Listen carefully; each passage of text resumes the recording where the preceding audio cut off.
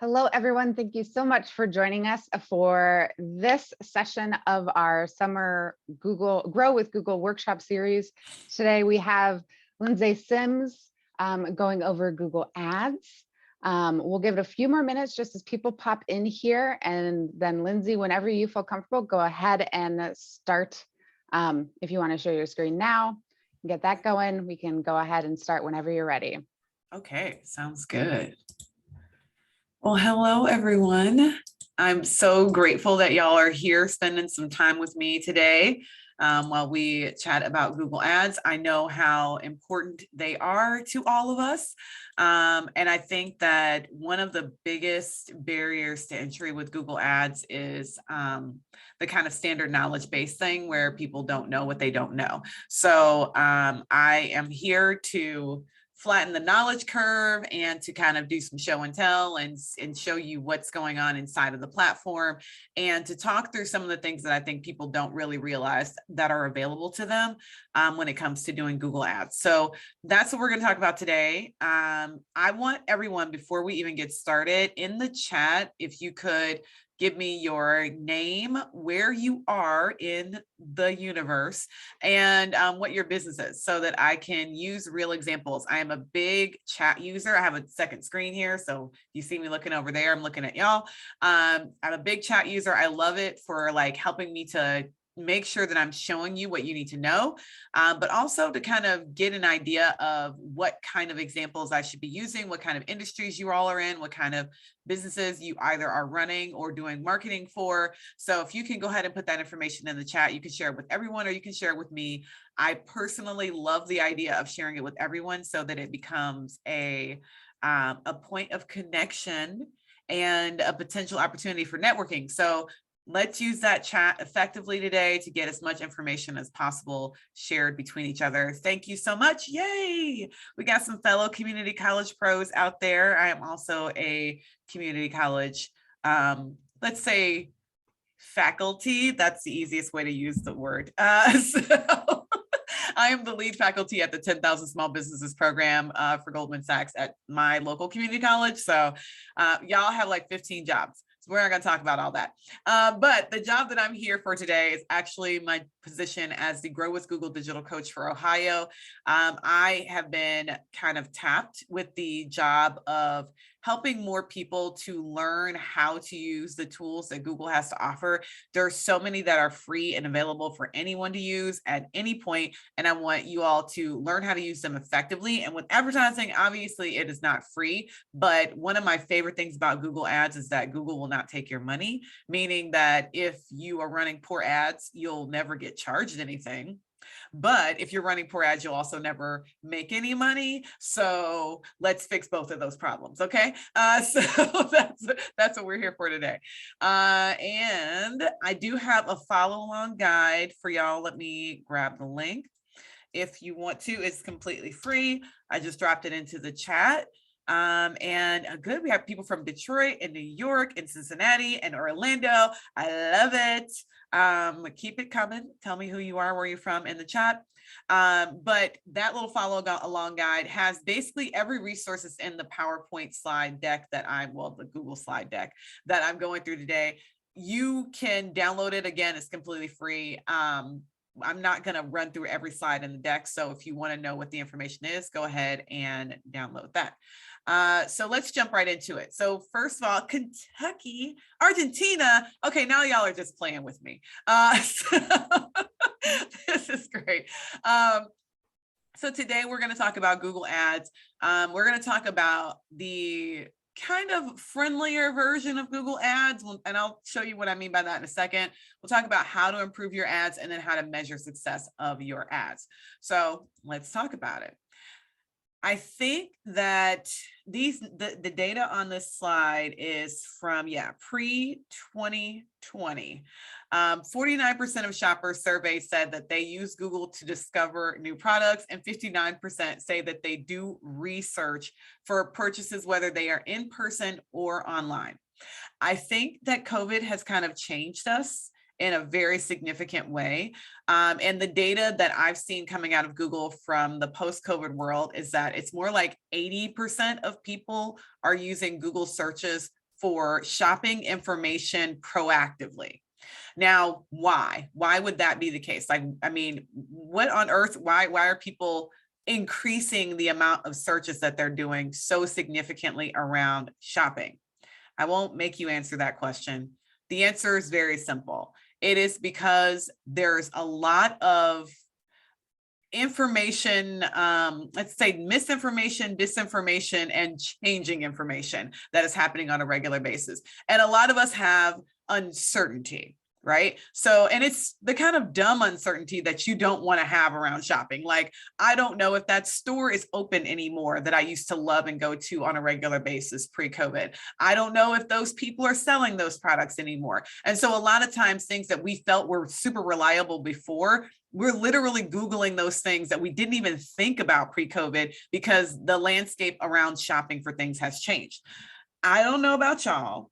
I don't even have any small children. So the reason for this is just I'm just broken inside, but I'm a 24-hour grocery shopper, meaning that like, I'm the kind of person who would literally go to the grocery store at 11:30 at night or at like 3:30 in the morning because no one else is there. But have y'all noticed that there's basically no such thing as a 24-hour grocery store anymore? And I'm like, when did that happen? And you know what made me know that that happened? Googling it, because I was roaming around in the streets at like 11:30 at night one day. And I'm like, you know what? I really need to pick up some fill in the blank thing for my house. And I'm like, which grocery store is open near me? And Google said, nobody. And I'm like, how? Nobody?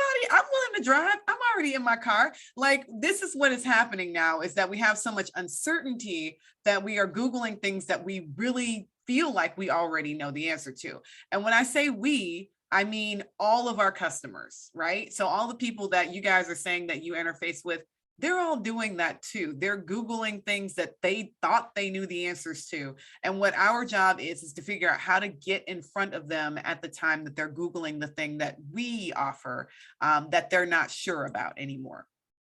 So how does the Google search work? Super standard.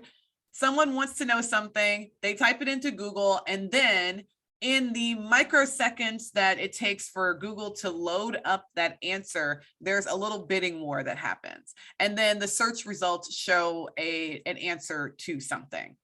These ads come back in a variety of formats, depending on what it is that the person is searching for. So the thing that is right here in front of me right now is from Fatia. It's Luxe Towels. I love that, luxury towels. So I'm going to use that and I'm going to type that into the Google. So I'm going to say luxury towels. I love how it was like townhomes. I'm like, no, not luxury townhomes. So luxury towels. We have there's a little plugin that I use for keywords. We have the first thing that comes up here is shopping ads. And then we have text ads. These are the two ads that come up next. And then we have our organic results. So if you are looking at ad formats, if you have a product-based business like Fatai, like I feel like I'm saying your name wrong, Fatai, like you have, then the ads that people are going to see are going to be text ads and shopping ads. Those are going to be the first two things that show up. Image ads are also another thing that is available. So if I keep scrolling, then I am going to get a set of organic shopping ads, and I could potentially get image ads if I go up to the top here, go back to the top and click on image. And when I do that, then I get an entire set of image suggestions as well. So that is how this whole advertising thing works. It depends on the ad format you use, where the ads are going to show up. And that is usually going to be dependent on what it is that you are selling. So there are several people in here who do service-based businesses. That is not an e-commerce business. Hey, Amy's back with Bernadine. Now I'm like, I know not to call you Bernadine, but other people who do landscaping. So we have Cleo, who has a landscaping business. Cleo wouldn't necessarily need a shopping ad because someone isn't going to go shopping for landscaping, right? Like that's not how that works. Now, if they sell landscaping supplies that can be delivered to someone's home, then maybe there will be shopping ads there. So just to clarify what the different ad types are very quickly for you. We're going to focus on text ads, but when I say that, I mean, I'm going to show y'all whatever you need to see. So I'm going to show you how text ads work, but we're also going to go through a bunch of other ad formats just so that you can kind of get an idea of how these things work. I'm going to move quickly, but this is being recorded and this recording will be made available to you afterwards. So if I roll straight through something that you're like, wait, where did she show that at? Go back and watch the recording later. It's definitely there. I always go through all the steps so that you can kind of see what the processes look like, okay? So the very first thing that all of us need to do when we are doing Google Ads is to determine which email address we are going to use to run our ads. And when I say which, I don't know if y'all like me, but you can see this little drop down here that has 1, 2, 3, 4, 5 email addresses attached to it. This is not even all of the email addresses that I have that are related to Google, like either Google Apps. I actually have a google.com email address. It's not even on this machine. Make sure you know which email address you're using, because if you don't sign into the right email address, then you will not access the right ads account.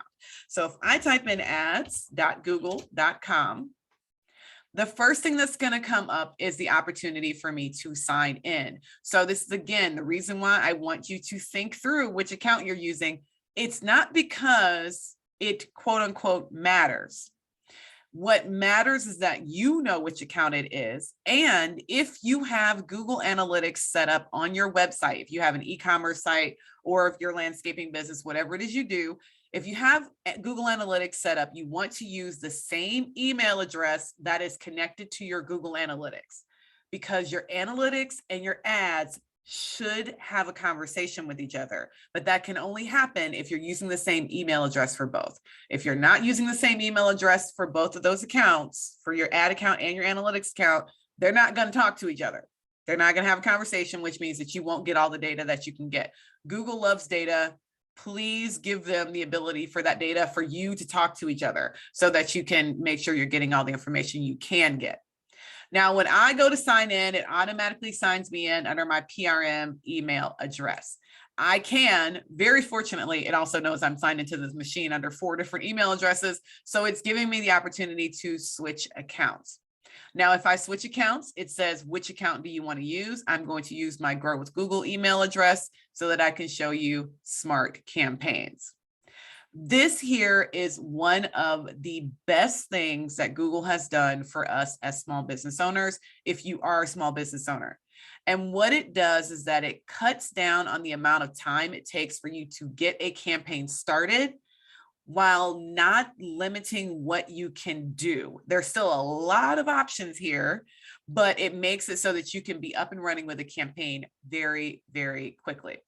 I'm not sure if I mentioned this, but if you at any point have any questions, go ahead and drop them into the chat. I want to make sure that I get all your questions answered. So anyone who has taken this workshop from me before will notice that there is one thing on this screen that was never here before. I have run this workshop half a dozen times, probably more than that actually. And there were previously only 3 options: get more calls, get more website visits or leads, and then get someone to come to your physical location. Very fortunately, probably because I have been constantly saying this for the last 2 years, Google has added the ability to add YouTube ads into your smart campaign. Yay! And the reason why I'm so excited about that is because the bang for your buck on YouTube ads is astonishing, because so few people are using them. And so you end up with a way less competitive landscape for your ads than you have for text ads. So if we go back to this whole text ads for luxury towels, there's competition. Brooklinen, which is just buying up all of the people's, all the words, all the influencers, it's everywhere. There's so much competition here for these words, but there's not as much competition in the landscape of video ads, mostly because people don't know how to use them. And so because people don't know what to do, they're not using them. So we're going to work through how to do a video ad because they're letting us. So let's click on get views and engagement on YouTube.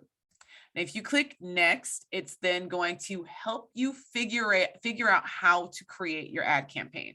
Now, I have created ad campaigns before in expert mode. This is my first time walking through it using the Smart Campaign. So you and I are going to be doing this for the first time at the same time, but I want to call your attention to something very important here on the screen.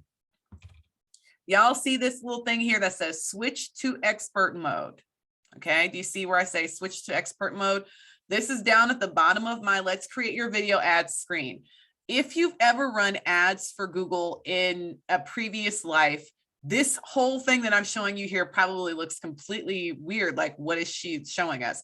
The Smart Campaign is like a super truncated version of reality. The expert mode gives you a ton more options, like a lot of options. So if you are at the point where you feel very comfortable running ads, you would want to switch over to expert mode. You don't need to sit here in the Smart Campaign mode if you don't want to.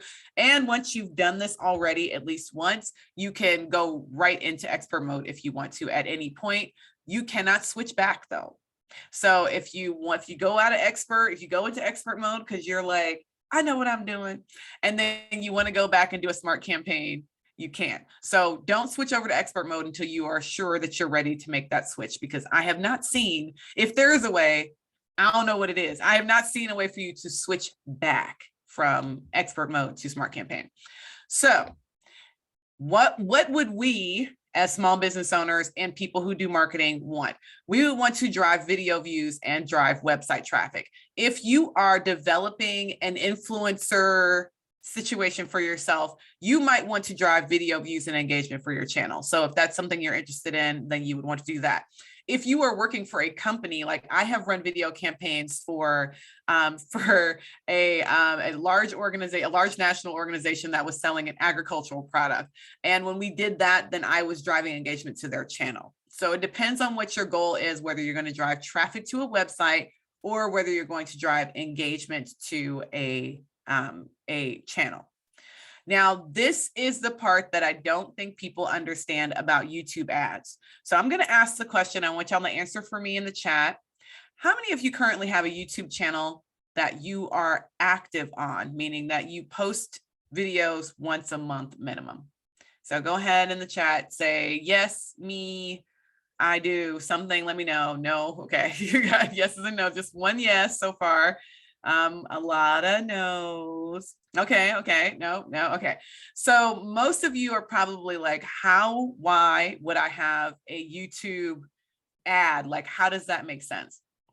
Well, one thing that I think most of us take for granted is that if you're going to run a YouTube ad, we think that we have to have a YouTube channel that's super active, or that we have to have really great video content.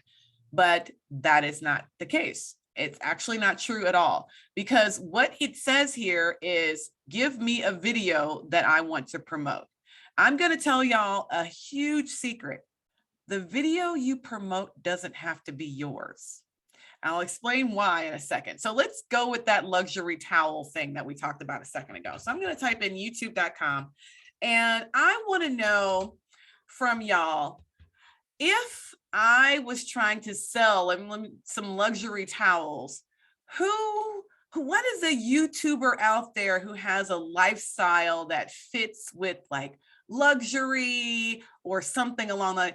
Who do y'all follow on YouTube? What videos are you watching that you're like, man, that person would have luxury towels in their bathroom? I can think of at least one. So I want input from y'all though. So in the chat, who do you think would have like a really good YouTube channel where maybe they talked about how important your towels are, or how important it is for maybe someone who does hair care videos or someone who does beauty videos? Would be really interested in having good towels. I'm gonna type in something, but I want to see what y'all are gonna say. So my thought when I first say that is a woman named Brittany Vasseur, and her name of her, Vasseur. Her channel is all about beauty and lifestyle for her family, and she does lots of beauty secrets, which is exactly what I was looking for. So we've got New life-changing beauty secrets for every woman. In case you're wondering how I got directly to that, I just typed in youtube.com and then typed the name of the person I was looking for. And then I got a YouTube search with all of her information instead of hunting, right? So now I'm going to take this 10 life-changing beauty secrets, and I'm going to copy the link to this video, and I'm going to drop it in here. Okay, so now it says videos longer than 3 minutes will usually perform, better, blah, blah, blah. Okay, so you're probably thinking, why would I promote Brittany? Because you're not really promoting Brittany. What you are doing is using this little banner right underneath it, because how many people actually skip the ads? Everybody, right? Everyone skips YouTube ads. But what happens after you skip a YouTube ad? The banner underneath it stays the entire video that you're watching after that. So the video that you're promoting doesn't have to be yours. You do not have to have a video on YouTube in order for you to make this work for you. I don't know if y'all understand what I just said there. I have relieved the pressure of needing a YouTube video that is yours, that like you're going to have to go buy an editor and figure out what to wear and do. You ain't got to do none of that. But what you do need to do is figure out what you are advertising and where you want people to go and what you want it to look like after they get there. So you are going to then have the landing page for your luxury towel company right here. So they're going to say in here, instead of saying visit, you're going to say something like, we got 10 characters, shop now.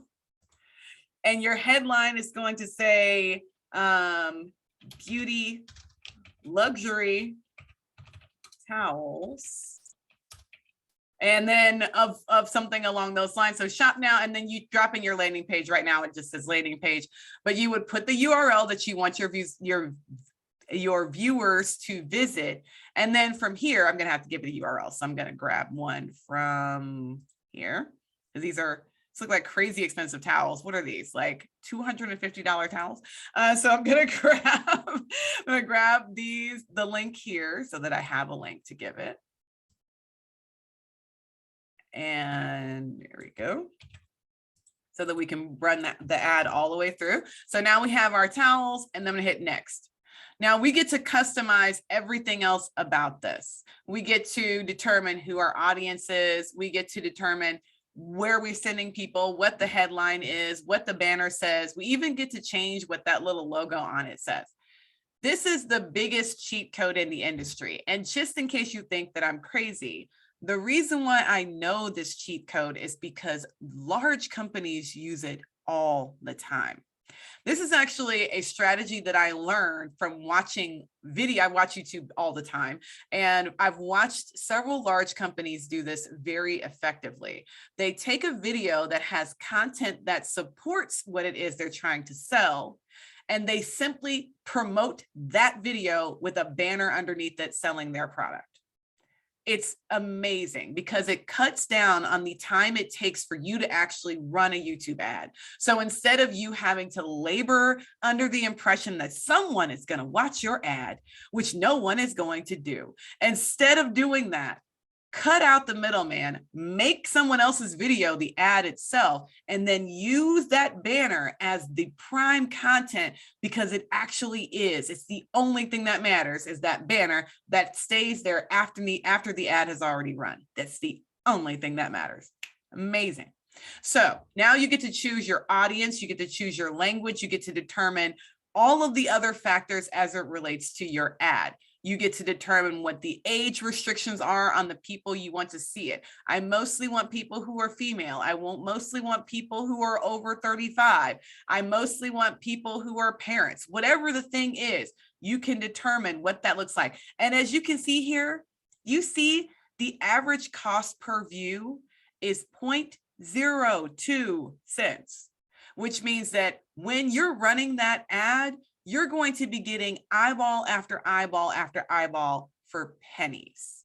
And the eyeballs are going to be on that banner that we showed you at the bottom of your ad.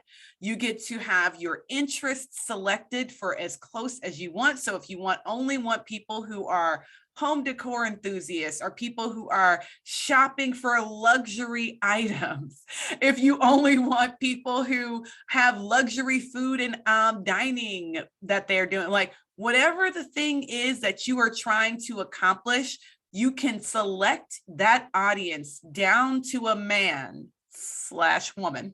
And then your ad will then run to those people. So now you get to set a budget. You set an end date. This is my other Lindsay cheat code. Never let an ad run continuously. Never, ever, ever. Always create a campaign. You do not want to just have everything out there running indefinitely forever. Instead, say, I want this to run for the next 15 days at this budget. And this $20 here is just a suggestion. If you want it to be $5 a day, it'll simply tell you how many views and impressions you're expected to reach during that time frame. And you are only going to pay when someone watches 30 seconds of your video ad. That is it. If no one watches 30 seconds, you are not even paying that 2 to 5 cents per view. If they skip, you don't pay anything, but that banner that we talked about, that's the real estate, it's still there. The entire time that they're watching whatever it is that they actually clicked on to watch, that banner is there the whole time. Amazing. And so you get to choose whatever amount you want to spend. You get to set your date for the campaign, and you review all the content. You can edit everything up to this point. And then the next thing it's going to ask for is like your credit card information and all that so that you can actually pay for your ad. It can be that simple. Now that's if we are running a YouTube ad. See, there you go. That's it. I did not have to create anything. I didn't have to go make an ad. I didn't have to do any of that kind of heavy lifting for myself. All I had to do was find a video that actually fit with what I was selling and then use that video to promote my product or service. The good thing is that if you do something like this, if you do a campaign like this and it's not working, the beautiful thing about YouTube ads or ads in general is that you can turn it off. So if you maybe pick the wrong video, if you pick the wrong audience, you can make adjustments and micro tweaks to these things almost daily. It's that easy once the campaign actually has started. So very inexpensive, I should say affordable, and very easy to actually accomplish out the gate. So that is your standard YouTube ad. So that's if you're going to run a smart campaign YouTube ad. I feel like I've given a lot of information in the last 25 minutes. What kind of questions do y'all have about the YouTube ads? And then we're going to go back and look at some other types of advertising. Questions about YouTube ads while we roll back. Anyone? No, I know I do the whole fire hose thing and make everyone go, but Lindsay, it was so much information. I don't know if I have any questions.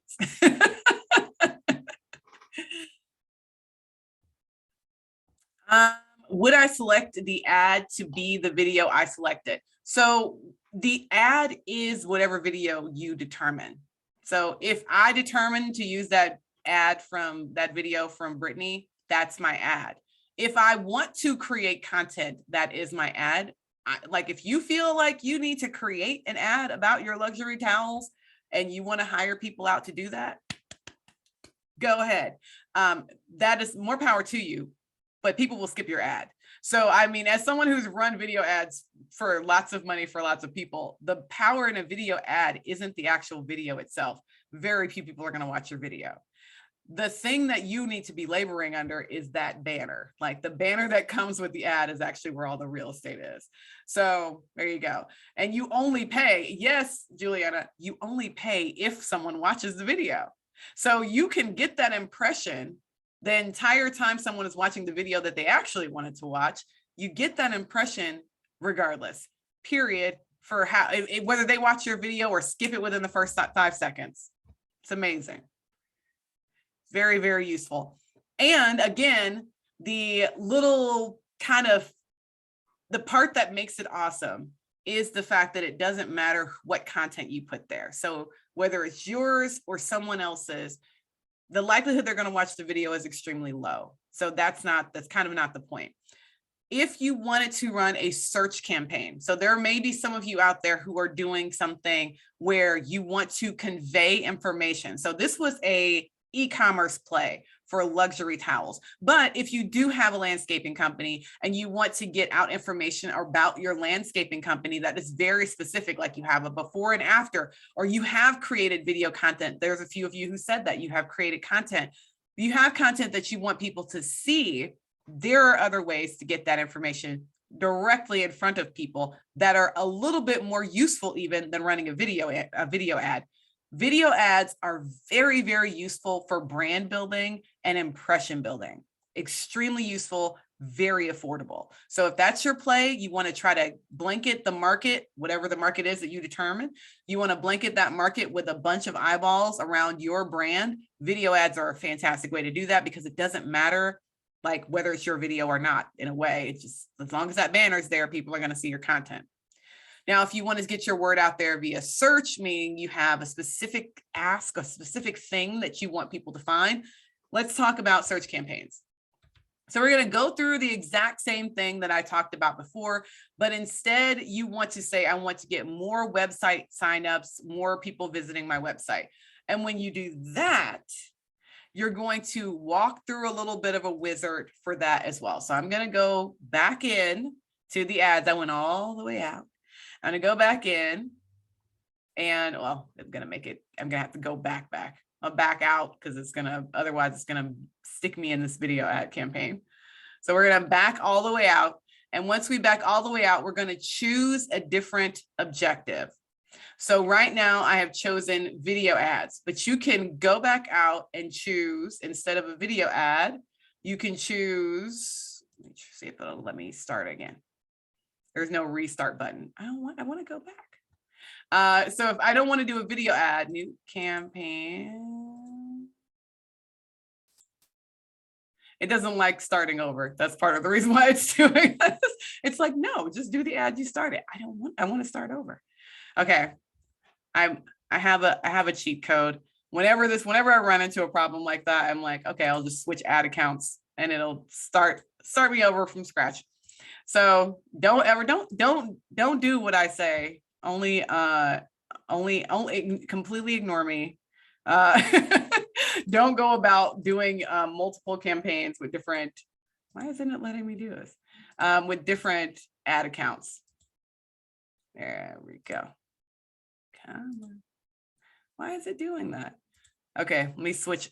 I'll go to another ad account. Let's see if it'll let me start a new one. There we go. It doesn't like it when you try to select new ad accounts constantly, which is the reason why it's telling me no. There we go. So now if I'm going to start a brand new campaign, we're going to get started. I don't want to use any profile that I have, but I could. So let me show you this first of all. When you're first getting started, whatever email address you log in under, again, this is still with the Smart Campaign, which is the kind of standard small business campaign. If you have a Google business profile, formerly known as Google My Business, it is going to ask you which of those accounts you want to use. I manage several for clients, and so you'll see a bunch of them show up here. You would have the one that you use that shows up here. You can use your business profile to pre-populate a bunch of the information for your ad campaign. I'm going to say no so that I can show you what it looks like to walk through the entire process. Okay, yes, I see someone asked me a question about Google Analytics, and I will answer that question in a second. So let me see. I'm going to use Bernadine's Designs because I have her name here. Okay, so we're going to run a campaign specifically for Bernadine's Designs. It's going to walk me through a few little things and say, if you do have a business profile, make sure you connect it because it will optimize your ads. This question here is a prime question that I want us to pay very close attention to. In the last campaign that I created for ads, I made it a point to mention that you should send people to the place that you want them to purchase something, whatever that place is. I want to be clear, do not send people to the homepage of your website. You are never under any circumstances to run an ad that goes to your homepage, because your homepage is a wasteland, right? It is a complete and utter wasteland. If you run ads to your homepage, it will just be a disaster. You will never make any money, even if people click through, because people's attention spans are extremely short, okay? very, very, very short. So we do not run ads to our homepage. We only run ads to specific things. So if I'm Bernadine or if I'm Amy, then I'm going to say I want to have people go to a specific page on my website for a specific product. So back to that luxury towel example, I want people to go to the specific 4-piece towel set, undyed luxury hand loom towel. I don't want them to go everywhere on my website. I just want them to go to that one specific spot. And for Bernadine, she does have, or for Amy, I said I wasn't going to do it, but then I still did. Bernadine's designs. There are several different options, lots of collections, custom signs, things of that nature. So I'm just going to go to the products and I'm going to pick one. So I'll just pick this Always Be Yourself Mermaid and click on that link. So I'm dropping that specific link in. So we see that nice long URL there. Don't worry about that. The client, the customer never sees that long URL, but you want to make sure that you're putting that URL in there, because if you send people to your homepage, they're going to get lost and it's not going to get them to where you're trying to get them to go. This here, what it's doing right now is the reason why we want to run smart campaigns when we're first getting started. What Google did there is that it took the information from that landing page and it is now showing me what it's going to look like if someone was to click on my ad. This is exactly where they would go. This is the information they would see. Now it's saying, okay, based on that, what do you want to do? Well, I want to get more leads to my website. This is going to be a search campaign. Now I'm going to potentially set up my Google Analytics to make sure that I am connecting my accounts. Like I said before, if you have Google Analytics on your website, make sure you're using the same email address, because all it's going to do if I hit that Get Started button, it's going to open up my Google Analytics account and search for Bernadine's designs, which I am not an admin on, so it's not going to find it. But if I were an admin and it searched and it didn't find it, it would be because I wasn't using the right email address. So we're going to skip that for now. Now, the thing that most people don't realize that ads do now is actually help you write your content. This is one of my favorite things that Google Ads is actually doing for smart campaigns. So instead of Amy having to figure out exactly what to say perfectly every single time, what the campaign is going to do is start like looking at kind of what the website says and trying to figure out what to say for the ads. Now it's using the word marquee as the main key word because that's a sign.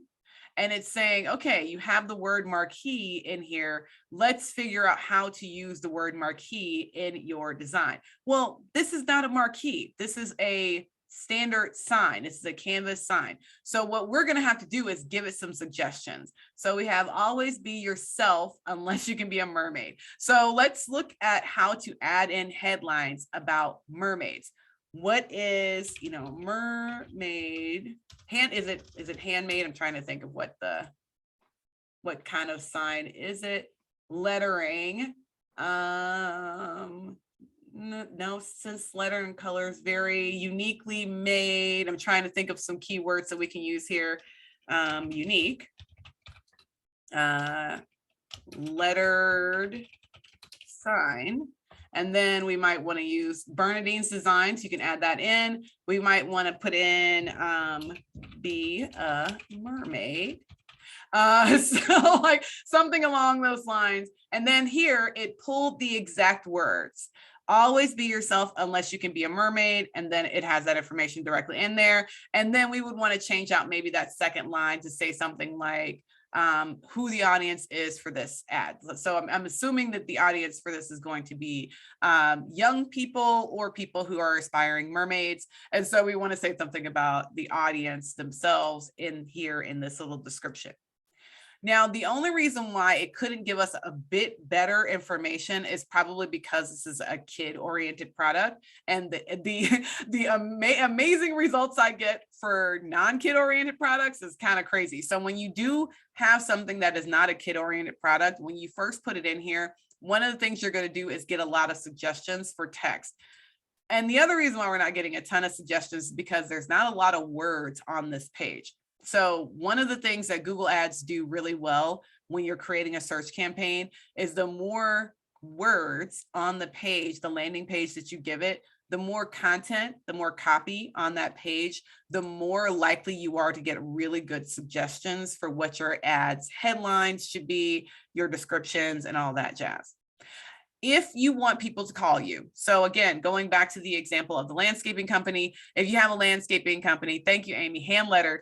If you have a landscaping company, then you might want to have people giving you a call. If you are doing Bernadine's Designs, you might not want people giving you a call. So it depends on your ad type, whether or not you're going to put a phone number in here. I'm going to toggle that off for Bernadine's Designs because we don't want people calling them. But again, if it's for a company where you do want people to call, go ahead and put that phone number in. And what Google will say is that it will determine when to show the phone number and when not. So if people are on their mobile device, it will show the phone number. If they are not, it will not show that little click to call button because obviously they're on a computer and they can't click to call. So it decides when to show it based on what kind of device the person is on. So now we have our keyword themes. If you're running a smart campaign, you do not have to go through and do a ton of keyword research in advance, all that jazz. You just basically find a theme. So we got mermaid canvas print, mermaid wall art. I love that. Mermaid decor. We're mermaid props, photo props, metallic mermaid wall art. So what it's giving us is based on what it was that we have on the landing page, the words that are on the landing page. It is trying to like have us pick categories that fit with what's on that page. And that's all it's doing. But if we wanted to add in something like hand lettered art, we can. So if I want to add in a category, I can add in a category, but we have all sorts of interesting categories here, like mermaid bedroom wall decor. This is not having to think. Once you choose, it starts populating more stuff for you. And then you hit next, and then it says, where do you want this to be seen?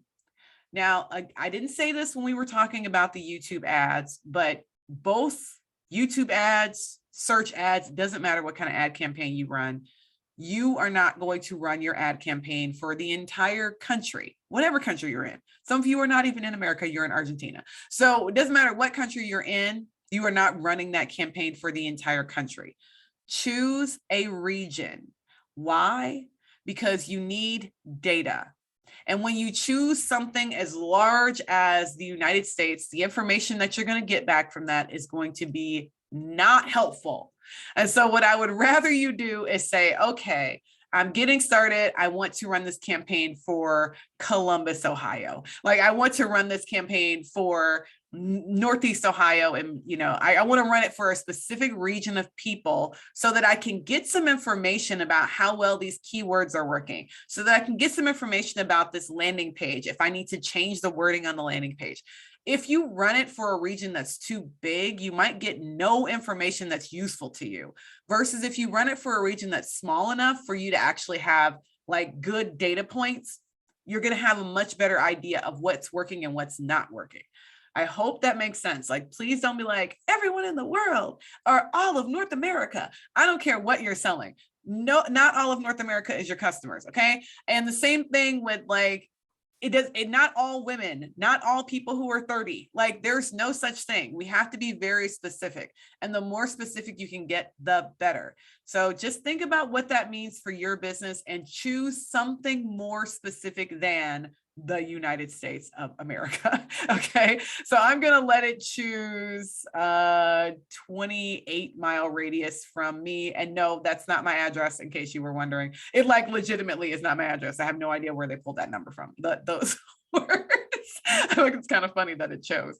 So at this point, you saw, like, we showed you a video ad campaign, and now I'm showing you a search ad campaign that's based on text. When you go to put in the audience information for both of those, it's going to be very different. For the video ad campaign, I don't know if y'all noticed, but we had a ton of options. It was like, what age, what gender, what preferences, all of these different options. It gave us tons and tons of audience specific designations. But for a search campaign, it said, what are your keyword themes and where in the world do you want me to run this campaign? And that's it. One of the reasons why I prefer doing something like a YouTube ad over doing a search campaign is because with a YouTube ad, you get a lot better ability to hone in on who you want the ad to be to, for, and when. Okay, so that is going to give you just so many more options than if you try to run a campaign to everyone for all the words, to like just the more general you make it, the less good data you're going to get. And when you're first starting out with your ad campaigns, the data is the most important thing. Yes, you want people to buy your stuff, but the truth is, just like everything else, it might take time for your ads to start working. And so if you're running an ad that's too big to too many people at too many, the amount of information you're getting isn't necessarily going to be valuable enough for you to make good decisions and for you to get good insights. If you start small and then grow your ad budget and grow your audience over time, then you'll be able to tweak things and see which factors are actually making a difference for your campaigns. So I hope that I'm convincing you all to go small. If anything, I'm literally being paid by Google to talk to you right now. And I'm telling you to save your money. So if like y'all should believe me on that credibility factor alone, please go small. Like I do not want y'all out there doing these big old campaigns and wasting all your money. Please don't do that. Go small, small audiences, small regions, small groups of people, so that you can actually get some idea of what's going on, whether people like that content, whether people want to see that ad, whether the search keywords are the right ones. All that information you get if you go small. If you go too big, you may not be able to determine which of those factors is the ones that are working. So back to budget. You can choose one of their budget options, or you can enter your own. So I'm a huge fan. Y'all saw me before. Please enter your own budget. Do not let Google tell you how much money to spend. It is not their money, it is yours. And so like, let's choose how much you want to spend based on how much you want to spend, not based on what the platform suggests to you. And yes, even when it says your ad might not show often, that's fine. I'm okay with that. I still don't want to spend more than $5 a day. Like, it's up to you. So make the choice based on what you are comfortable with, what your budget is, and nothing more, okay? Now, at this point, you're going to get the same thing that you got before, which is a little overview of what your campaign is. And then from that point, you can determine that you want to get started and run your campaign. The next thing I click on is going to ask me for my, all my information and all that jazz. So that is a standard smart campaign. So now we have run, walk through a search campaign and a YouTube campaign. YouTube campaign is not a search campaign, it's an audience-driven campaign. What we just did here was a search-driven, keyword-based campaign. So if someone typed in the keywords mermaid wall art, mermaid decor, mermaid bedroom wall, hand lettered art, those keywords are when this ad would potentially show up, or at the very least, you would be bidding for space during that type of campaign. In the YouTube campaign that we did before, you were saying, I want to show up when a 25 to 60-year-old woman who lives in this specific region is watching content around luxury shopping. That's when I want to show up. So it's a very different ball game, because one of them you're choosing when your ad shows based on what the person's preferences are. And then the other one you're choosing when your ad shows up based on the keywords that the person is using for the campaign. So I hope that that was relatively clear. Okay. So I already walked through all this jazz about setting up your budget and all that good stuff. Now, once you have done that, I've alluded to this before, but one of the best things about Google Ads over everything else is data. So once you run that campaign, you can change everything. You can edit your search phrases, you can edit your keywords. For your YouTube ads, you can edit who the ad is seeing, you can edit basically everything. You can add new ad segments. So if you want to add ads to your campaign, that's a horrible phrase, make additional ads to your ad campaign. You can do that. Again, you control where it shows up and you can manage your budget. So if you want to increase or lower your budget at any given point, you can. If you are doing a smart campaign, which is the ones that I've been showing you, everything is automated. You don't have to worry about bidding because it will do an automatic bid based on your budget and your audience that you're going after. All your ad extensions and everything are going to be automated for you. It's very simple stuff.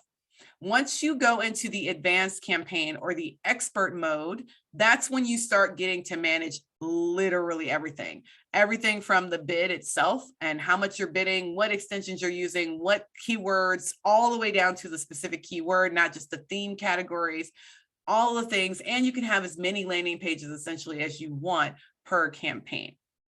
Lots of good information there.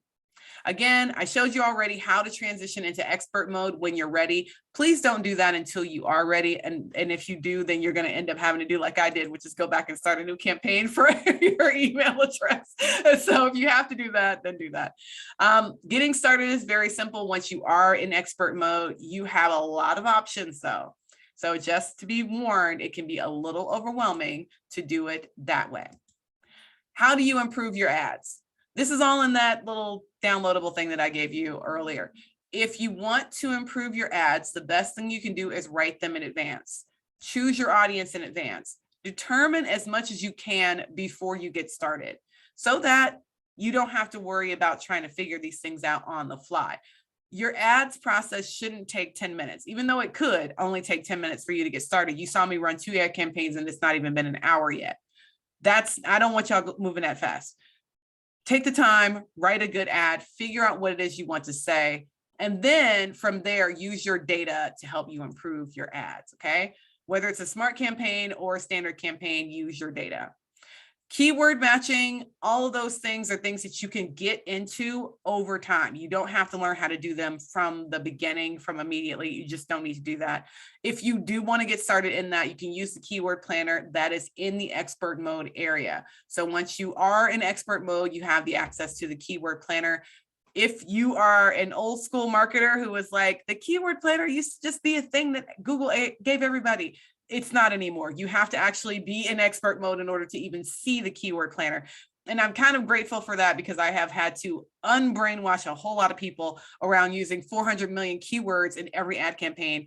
That is not what Google wants you to do. They want you to use like 4. And so keep it specific, people. Like, like you do not need to spend hours using keywords planning tools. Choose mermaid hand lettered art, like be specific, because the more specific you can be, the more likely you are to get the actual audience you want to click on your actual ad. Okay. I think, yeah, that's pretty much it. Someone did ask about measuring success with analytics. I showed you already, making sure that those 2 things are connected, hugely beneficial to you. It makes it so that your campaigns are more useful. Because you're going to get a lot of data about who's clicking on what they're doing once they come to your website. All that jazz happens once you connect your analytics to your Google ads. Google ad only tracks up to the click. Your analytics tracks after the click. And it will actually tell you, person came from the ad and did these things, but it won't be able to do that if you don't have them connected. So you have to make sure that they're connected so that you can get that information. That I think is it. I'm not going to go through how to set up Google Analytics because that's a lot. Okay, so I have a question in here. Your ads were, you were flagged. Okay, this happens.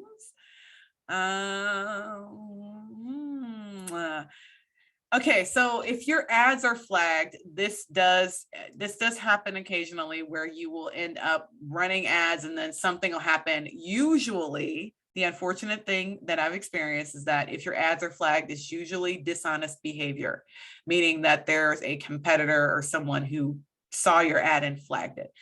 And Google will resolve them.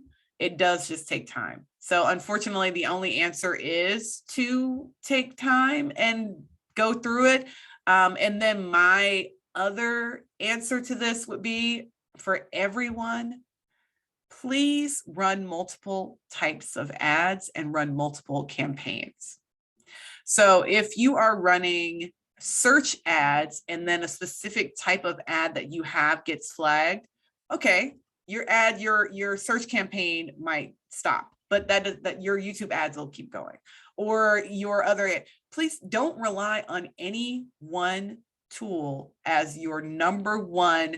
89% of our traffic comes through our one keyword set in our one campaign.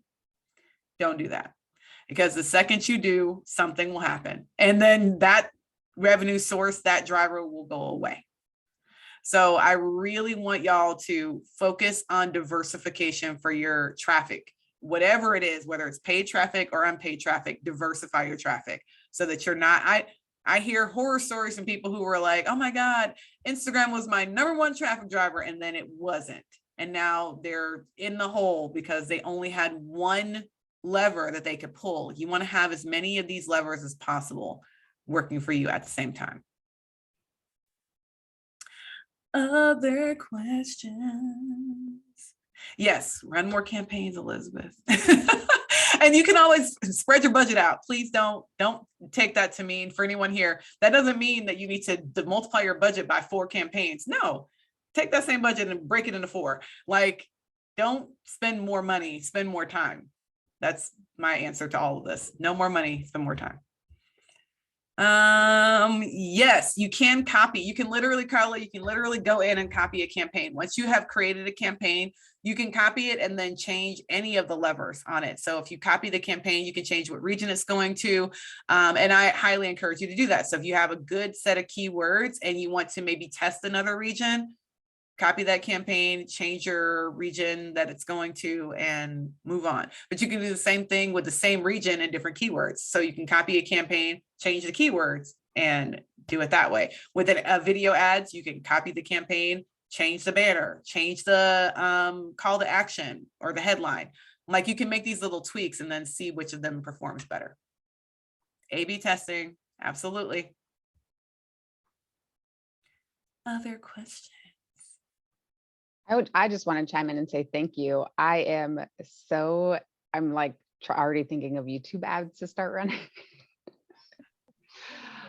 Who would have thought? I think it's funny because people think you trick. have to have your own videos. And I'm like, you do not have to have your own video in order to run a great YouTube ad.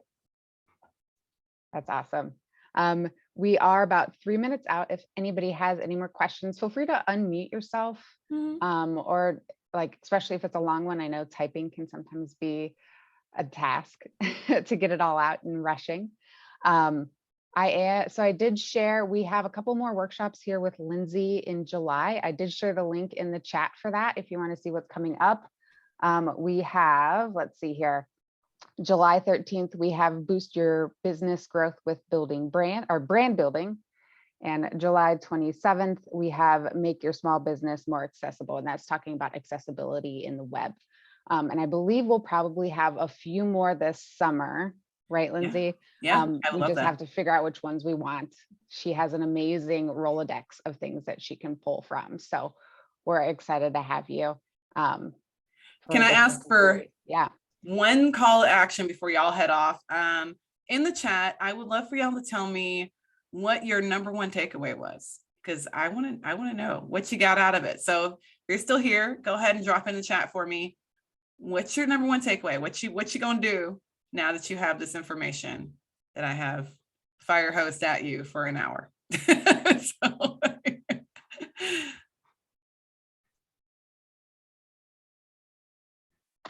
mine's definitely YouTube. Yay. Okay, good. I convinced at least a few of you to run YouTube ads. Okay.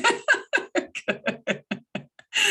It's so, look at how easy it is now. Like, you guys are like, I can't do video ads. Yes, you can. Like, and it doesn't even take that long. It's great. That's awesome. All right. Well, thank you, Lindsay. Excited that everybody could join us today. Feel free to reach out to us at info@togetherindigital.com if you have any questions.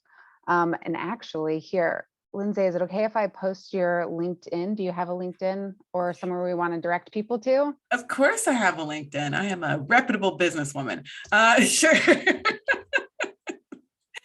Here, do you want me to hand it to you? I can put it in the chat. Yeah, go ahead and put that in the chat too. So if people have any more questions, they can reach out to you directly.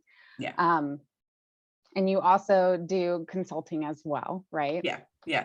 So I work with people on ads, but I also do other things. So if you want to just ask me random questions, LinkedIn's the best way to do it. Perfect. All right. Well, thank you again, everyone, for joining us. It is the 1 o'clock hour, so we'll let you get back to your work day. Hey, Kelly. Excited I could see some of your faces and you guys could join us today. And with that, what's today, Wednesday? Have a great rest of the week. Thanks. Bye, everyone. Bye. Thank you.